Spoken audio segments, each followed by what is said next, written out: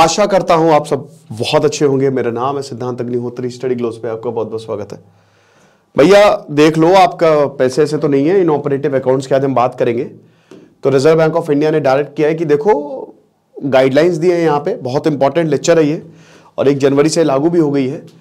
तो आरबीआई की revised guidelines है इन ऑपरेटिव अकाउंट्स के लिए। पहले तो मैं आपको बताता हूं कि कितना ज्यादा जरूरी है, लेकिन उससे पहले अगर आपको इंटरव्यू क्रैक करना है तो हमारा जो शानदार कोर्स है how to crack an interview, बहुत ही सस्ता, सिर्फ 350 का कोर्स है। ढेरों लेक्चर्स, कैसे आप इंटरव्यू को क्रैक कर सकते हैं, किस तरीके से आप कोई भी जॉब को निकाल सकते हैं, कैसे आपको ड्रेसअप होकर जाना, everything will be available. Prashant sir का बहुत ही शानदार कोर्स है। इसकी क्लासेस जो है वो फरवरी से शुरू होने वाली है, 5 फरवरी से, तो फटाक से कोर्स को अवेल करें। तो यहां पे रिजर्व बैंक ऑफ इंडिया ने कॉम्प्रिहेंसिव गाइडलाइंस इशू की है। ठीक है, किस चीज के लिए? कि भाई देखो, बैंक्स इन ऑपरेटिव अकाउंट्स को देखें, क्या कोई अकाउंट या डिपॉजिट्स इन ऑपरेटिव है या अनक्लेम्ड है। इन ऑपरेटिव मतलब जो 10 साल से ऑपरेट नहीं हुआ है, जिसपे कोई भी कस्टमर, याद रखिएगा बैंक नहीं, कस्टमर की यहां पे बात हो रही है। अभी मैं आपको बताऊंगा हालांकि आगे। अगर कस्टमर कोई भी ट्रांजैक्शन नहीं कर रहा है, केवाईसी नहीं हुई है, वो पड़ा हुआ है, आपको जान के हैरानी होगी कि 4200 करोड़ रुपए ऐसे अकाउंट में पड़े हुए हैं। आप विश्वास करोगे?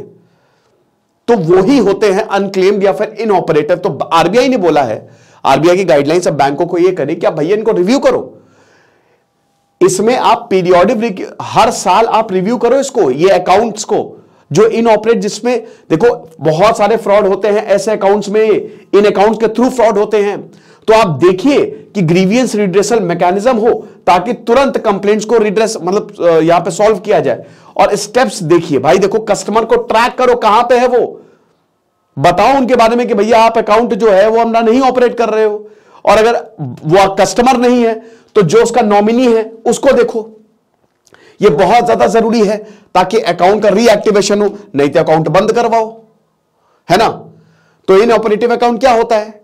सेविंग, देखिए सेविंग अकाउंट क्या होता है? आपका अकाउंट जिसमें आपको इंटरेस्ट मिलता है, आप खुलवाते हो, पैसे जमा करते हो, वो सेविंग्स अकाउंट होता है। करेंट अकाउंट बिजनेस के लिए चालू करते हैं, इसमें कोई इंटरेस्ट नहीं मिलता है, ठीक है, बल्कि आपको चार्जेस देने पड़ सकते हैं।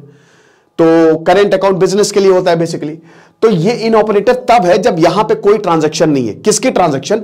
कस्टमर की ट्रांजैक्शन। बैंक तो इंटरेस्ट देता है, फी लगा सकता है, बट अगर कस्टमर कोई ट्रांजैक्शन नहीं कर रहा है, सिद्धांत तक नहीं उतरी, अगर बहुत सालों तक 30,000 रुपए रख के छोड़ गए हैं और अगर मैं उसको ऑपरेट नहीं कर रहा हूं तो 30,000 ऐसे पड़ेंगे। लेकिन कोई इतना छोड़ता नहीं है, आमतौर पे 500 600 ऐसे लोग छोड़ के चले जाते हैं। अरे कौन जाए यार बैंक, झंझट पाले यार, क्या ही फर्क है यार, छोड़ो यार। अब भाई अकाउंट अपने आप बंद कर देगा बैंक, क्या पड़े रहने दो पैसा। भाई अकाउंट बैंक अपने आप, जब तक आपकी परमिशन नहीं होगी तब तक वो नहीं बंद करेगा। अब प्रॉब्लम ये है, मान लो कि इस अकाउंट के थ्रू फ्रॉड हो गया, अकाउंट तो आपके नाम पर रजिस्टर है, तो धारा कौन जाएगा? आप धरे जाओगे। तो भाई 2 मिनट लगेगा खाली बैंक क्लोज वो अकाउंट क्लोज करवाने में, बैंक जाओ क्लोज करवा दो, खेल खत्म। और जो पैसे वो निकाल लो। अबे 100 रुपए में यार बहुत है, मोमोज खा लेना, मोमोज या कबाब रोल खा लेना, क्या दिक्कत है? वेज कबाब रोल कुछ भी खा लेना, क्या प्रॉब्लम है? तो टेंशन की बात नहीं है, बस इस बैंक जाके कराओ, लेकिन लोग नहीं कराते हैं। तो कस्टमर अगर कोई भी ट्रांजैक्शन नहीं कर रहा है 2 साल, ठीक है, 2 साल हो गया है और कस्टमर की कोई ट्रांजैक्शन नहीं है, तो वो होता है आपका इन ऑपरेटिव अकाउंट, यानी कि वो अकाउंट जो ऑपरेट नहीं हो रहा है। तो अब कस्टमर इंड्यूस ट्रांजैक्शन एक फाइनेंशियल ट्रांजैक्शन हो सकती है। जीपे करता हूं भाई 100 रुपए, हम तो कह रहे हैं कि भैया देखो अगर किसी ने उधार दिया है तुमसे तो बोल दो इसी अकाउंट में भेज दे, तो ट्रांजैक्शन हो जाएगी। या फिर केवाईसी, ठीक है, नो योर कस्टमर, अगर आपकी केवाईसी करवाते हो या कोई नॉन फाइनेंशियल ट्रांजैक्शन होती हो, ठीक है, या face to face physical mode या डिजिटल चैनल से, कुछ भी हो सकता है, ठीक है ना, मोबाइल बैंकिंग से, ठीक है, मतलब बेसिकली आपके अकाउंट पे ट्रांजैक्शन होनी चाहिए, वो कैसी भी हो, और वो आप करो या आपके बिहाफ पे हो। तो अभी देखिए 1 से 1.3 lakh crore is estimated to, इतने पैसे 1 से 1.5 लाख करोड़ तक दोस्तों बैंक में पड़ा हुआ है जो कि इनऑपरेटिव है। आप विश्वास करेंगे इतना ज्यादा पैसा? मैंने शायद 4200 बोला था, लेकिन वो भी अभी बताते हैं।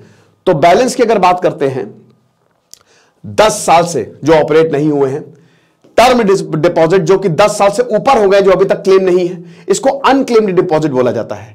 टर्म डिपॉजिट मतलब लंबे टर्म के लिए, एनडीटीएल होता है ना, एनडीटीएल, ठीक है, net demand time liabilities. Net demand आपके सेविंग्स और करंट हो गए, टाइम लायबिलिटीज आपके एफडी हो गए, जो लंबे समय पे आप पैसा जो है वो डालते हो बैंक में, ठीक है।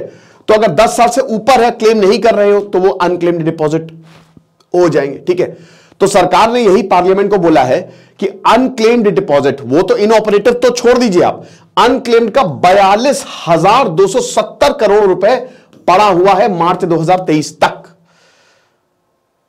इतने सारे पैसे बैंक में पड़े हुए हैं, किसी ने क्लेम नहीं किया, तो क्लेम करो यार, देखो यार किसका कहां बैंक अकाउंट था। हो सकता है किसी ने आपको चुप्पे चोरी से बैंक अकाउंट खोल लिया हो, तो देखो, थोड़ा सा नजर रखो, है ना। अब आरबीआई, रिवाइज्ड आरबीआई गाइडलाइंस क्या कहती है? आरबीआई ने बैंक्स को बोला कि भाई देखो, आप एनुअल रिव्यू करो, ठीक है। आप क्या करते हो, अकाउंट खोलते हो, छोड़ देते हो, पड़ा रहता है, वो क्लेम्ड है, अनक्लेम्ड है, इनऑपरेटिव है। भाई बैंक्स को टारगेट मिलता है, चाहे प्राइवेट हो चाहे सरकारी हो, कोई भी हो, कि आपको इतने अकाउंट खोलने हैं, ठीक है। और अकाउंट आप बंद करने जाओगे तो बहुत सवाल पूछे, सर क्यों बंद कर रहे हैं सर, सर मत बंद करिए सर एफडी करा लीजिए सर, सर ये करा लीजिए सर, फलाना लोन ले लीजिए सर 1000% इंटरेस्ट पे प्लीज सर, तो बहुत कुछ बोलते हैं। तो यहां पे अकाउंट्स की अगर बात करते हैं, तो आप इन अकाउंट को रिव्यू करो, जो अभी तक आप नहीं कर रहे थे, आप साल दर साल रिव्यू आपका होना चाहिए, ठीक है ना। और अगर कोई कस्टमर नहीं है, मान लीजिए 1 साल के ऊपर कोई कस्टमर नहीं आया है, तब तो आप जरूर करिए, तो इसमें ज्यादा टाइम लगने नहीं वाला है, आपके पास पूरा डेटा रहता ही है। और अगर मान लीजिए कि कोई एक्सप्लिसिट मैंडेट नहीं है टर्म डिपॉजिट के लिए, तो तब तो आप बिल्कुल भी ऐसे जो अकाउंट्स उनको रिव्यू करिए। मान लीजिए मैच्योरिटी टर्म डिपॉजिट, भाई एफडी या जो भी एफडी हो गया, रिकरिंग डिपॉजिट हो गया, जो लंबे समय के लिए आपने डाला है, मैच्योरिटी हो गई है, और तब भी वो पैसा जो है वो पड़ा हुआ है, कोई इसको नहीं करवा रहा है रिन्यू, तो आप जरूर करिए, ठीक है। तो अब करना कि ये तो स्टेप 1 हो गया रिव्यू। अब एक बार मान लीजिए रिव्यू किया, ठीक है, और उसके बाद बैंक को लगा कि हाँ भाई, इसमें जो पैसा बहुत टाइम से नहीं निकाला गया है, बहुत कुछ भी कम्युनिकेशन नहीं हुआ है, तो आप बताइए अकाउंट या डिपॉजिट होल्डर को, उसको आप एसएमएस भेजिए, मेल भेजिए, फोन नंबर होगा, आप फोन करिए उसको कि भैया आपका पैसा बैंक में पड़ा हुआ है, ले जाओ आके, आपको नहीं पता है कि आपके पिताजी इतना पैसा रख गए थे आपके लिए, आओ। तो ये चीज है, अलर्ट मैसेज जो है वो अकाउंट होल्डर को, बहुत सारे तरीके हैं भाई, केवाईसी में सब कुछ लिखा रहता है। अब फिर लास्ट ऑप्शन अगर नहीं है तब फिर देखो, लेकिन अगर वो इनऑपरेटिव है तो फिर आप इसको देखिए और इसको रिएक्टिवेट करिए, केवाईसी करवाइए, बोलिए कस्टमर को भैया आए, नहीं तो अकाउंट क्लोज करवाओ, ठीक है ना। तो अब वही, अगर मान लीजिए कि कौन से अकाउंट को इनऑपरेटिव बोला जाएगा, भाई सिंपल सी बात है कि अगर इनऑपरेटिव करना है तो वो जो कस्टमर इंड्यूस्ड होंगे, ये मैंने बताया, अगर कस्टमर इंड्यूस्ड ट्रांजैक्शन होंगे तो आपका ऑपरेटिव अकाउंट है, नहीं तो इनऑपरेटिव है, ठीक है ना। अब कई बार होता है कि जो कस्टमर है वो स्टैंडिंग इंस्ट्रक्शन देता है, ऑटो रिन्यूअल के इंस्ट्रक्शन देता है, ऑपरेशंस, बहुत सारे और भी ऑपरेशंस होते हैं। अब ये जो ट्रांजैक्शन है ये कस्टमर इंड्यूस्ड ट्रांजैक्शन बोले जाएंगे, बैंक इंड्यूस्ड नहीं, जो मैं आपको पहले ही बता चुका, जैसे चार्जेस हो गया, पेनाल्टीज हो गया, टैक्सेस हो गया, फी, ये नहीं मानेगा, ठीक है। कस्टमर जो है वो करना चाहिए। और उसके बाद फिर अगर मान लीजिए कि इनऑपरेटिव है तो आप जाके भाई बताओ कस्टमर को कि ऐसा हिसाब किताब है। अच्छा, इसमें इंपॉर्टेंट है, अगर बैंक, जैसे मान लीजिए कि कौन से इनऑपरेटिव नहीं होंगे, जैसे कई बार जैसे जीरो फ्रिल अकाउंट, जैसे जीरो बैंक बैलेंस में कई अकाउंट खोले जाते हैं, ठीक है, किसानों के खोल दिए, बहुत सारी ऐसी स्कीम सरकार की चलती रहती है। तो अगर bank zero balance account beneficiaries के लिए खोलता है, एग्जाम्पल के तौर पर केंद्र और राज्य सरकारें बहुत सारी स्कीम चलाती है, ठीक है, जैसे भी कृषक सम्मान स्कीम हो गई या बहुत सारी पीएम योजना हो गई, तो वो जो सब्सिडी है या जो पैसा वो डायरेक्ट बैंक अकाउंट में आता है, तो बहुत सारे बैंक अकाउंट जीरो बैलेंस पे खोले जाते हैं, वो अकाउंट इनऑपरेटिव नहीं है। स्टूडेंट्स की स्कॉलरशिप के लिए भी बैंक अकाउंट खोले जाते हैं, ठीक है, वो भी अकाउंट जो है वो इनऑपरेटिव नहीं है। तो सेंट्रल और स्टेट गवर्नमेंट, मतलब आप ये समझिए कि चेक्स को क्रेडिट करने में या डायरेक्ट बेनिफिट ट्रांसफर करने में, इलेक्ट्रॉनिक बेनिफिट ट्रांसफर करने में, स्कॉलरशिप अमाउंट के लिए डिफिकल्टी होती है, तो उनको अगर मान लीजिए मुश्किल है, 2 साल से ऊपर हो गया है, इस अकाउंट में कुछ भी नहीं हुआ, तब आप इसको उस केस में इनऑपरेटिव बोल सकते हैं, ठीक है ना। और बैंक जो है भाई देखो, सिंपल सी बात है कि ऐसे ये वाले अकाउंट को, ठीक है, आप जो नॉर्मल अकाउंट है उनको आप अलग करोगे, ओके। तो ये आरबीआई ने बोला है, साथ ही साथ ये भी बोला है कि भैया केवाईसी करवाओ, ठीक है, जो भी अनक्लेम्ड डिपॉजिट्स है पहले कस्टमर को बुला के केवाईसी करवाओ और अकाउंट को रीएक्टिवेट करवाओ। अब बहुत सारे इसमें वीडियो, कस्टमर अगर मान लो नहीं आ पा रहे तो वीडियो पे ही भैया केवाईसी करवा लो, वीसिप जिसको कहते हैं, कभी क्या किया है ये, ऐसे एक वीडियो मतलब चलता रहता है और लिंक पे क्लिक करके आप ऐसे अपनी आईडी जो है वो दिखाते हो और बोलते हो मैं ये हूं और मेरा नाम ये है, मेरी डेट ऑफ बर्थ ये है, तो उसको वीसिप कहते हैं, कस्टमर आइडेंटिफिकेशन प्रोसेस।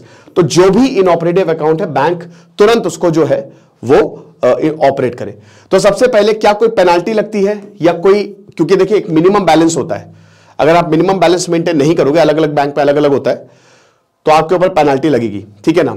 तो सबसे पहले तो कोई चार्जेस नहीं लगते हैं non maintenance of minimum balances in any account, अगर कोई इनऑपरेटिव है, क्योंकि वैसे ही वो इनऑपरेटिव है, वो ऑपरेट नहीं हो रहा है। साथ ही साथ क्या एक्टिवेशन अगर आप एक्टिवेट कराओगे तो क्या आपको चार्जेस देने पड़ेंगे इनऑपरेटिव अकाउंट पे?